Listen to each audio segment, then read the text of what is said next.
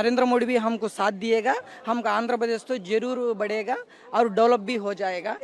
74 year से इसको नायडू, चंद्रबाबू नायडू को ये बुढ़ा आदमी क्या करेगा बोल के असेंबली में जो असेंबली बोलेगा तो एक पवित्र देवस्थल है आंध्रा का, जो उसको भी बहुत ये करा था।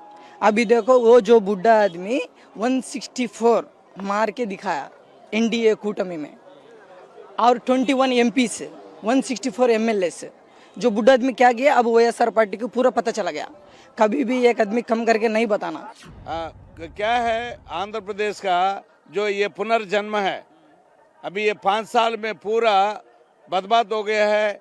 अभी जो चंद्रबाबू नायडू का ऊपर उम्मीद है, इसलिए 164 जीता है, इसलिए एनडीए भी मिल गया है। अभी तो उधर इंडिया में भी अच्छा तरह से डेवलप होगा और इधर भी दोनों है चाणक्य चंद्रगुप्त जैसा। बहुत बढ़िया जी।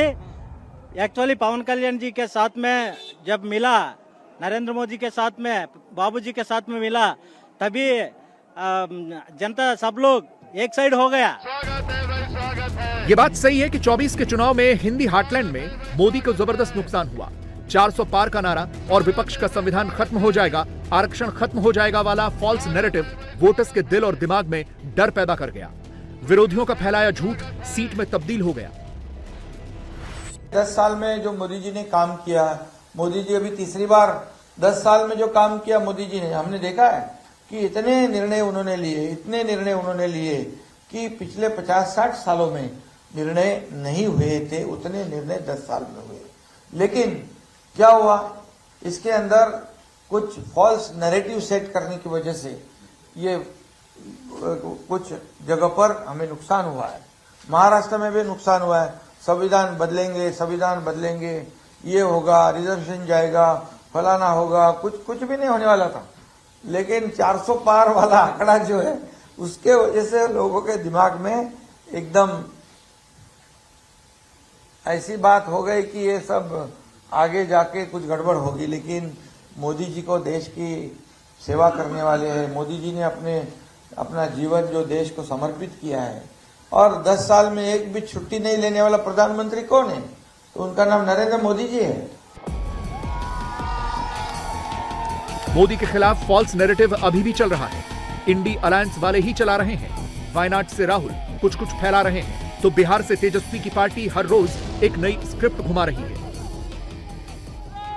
अगर प्रधानमंत्री 1 या 2 राउंड के बाद 6223 वोट से पीछे थे, तो ये अपने आप में संकेत है ना, जनता को अहंकार पसंद नहीं आता। खैर, आप चुनाव जीते, राहुल जी की बात अपनी जगह, जाहिर है कि नतीजे कुछ और भी हो सकते थे, लेकिन ये महत्वपूर्ण है। बीजेपी गायब हो गई थी, मोदी की गारंटी।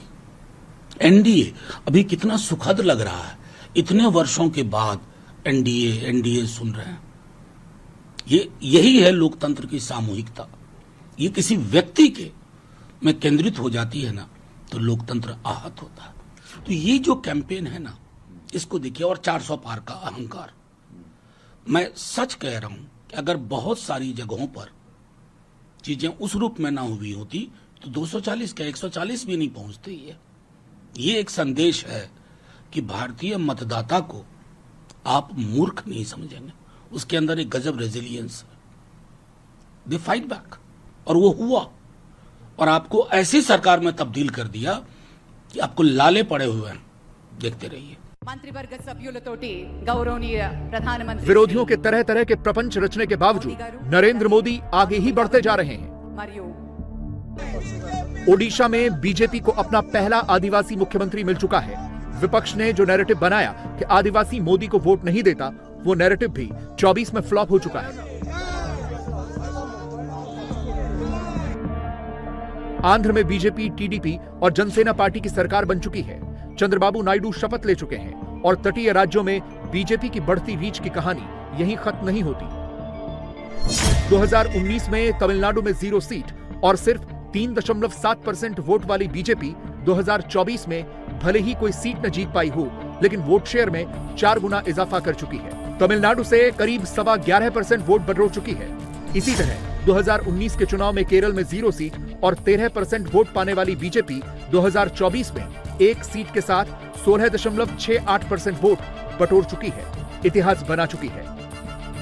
केरल में बीजेपी का खाता खोलने वाले सुरेश गोपी मोदी सरकार में मंत्री बन चुके हैं, अपना चार्ज संभाल चुके हैं और अब तो बीजेपी केरल विधानसभा चुनावों को लेकर भी कॉन्फिडेंट दिख रही है, क्योंकि 24 में मोदी ने एक ऐसा दरवाजा खोल दिया है जिसके उस तरफ जीत है, इस तरफ विरोधियों की हार है। ये एक ऐतिहासिक विक्ट्री है। तीसरी बार लोग प्रधानमंत्री नरेंद्र मोदी जी और एनडीए के सरकार को उन्होंने एक तरह से एंडोर्स किया है, उनको सपोर्ट किया है। और ये तीसरी बार राहुल गांधी के नेतृत्व में कांग्रेस हार चुका है, या यूपीए या इंडी अलायंस जो भी है वो हारे हैं। और ये जो राहुल गांधी ने हाल ही में कॉन्स्टिट्यूशन डिस्कवर किया है और वो किताब लेके घूमते हैं, यही जो पार्टी है, यही वो पार्टी है जो कॉन्स्टिट्यूशन को इतने बार उन्होंने कॉन्स्टिट्यूशन के अगेंस्ट गए हैं, वो इमरजेंसी में गए हैं, अपने ही कार्यकर्ता लोगों को इंकरेज करने के लिए, डिस्ट्रैक्ट करने के लिए वो ऐसे ऐसे प्रचार करते हैं कि हम जीत गए। कैसे जीते? तीसरी बार तो हारे हैं।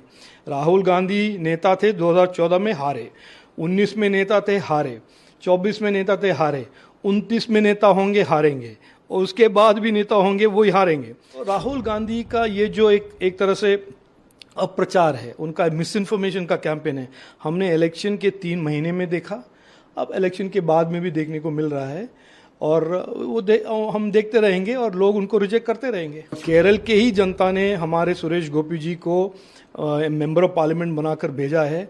आलपुरा में हमारे शोभा सुरेंद्रन को बहुत ही ज़्यादा वोट दिए हैं। आटिंगल में मेरे कॉलीग मुरलीधरन जी को भी काफ़ी सारे वोट मिले हैं।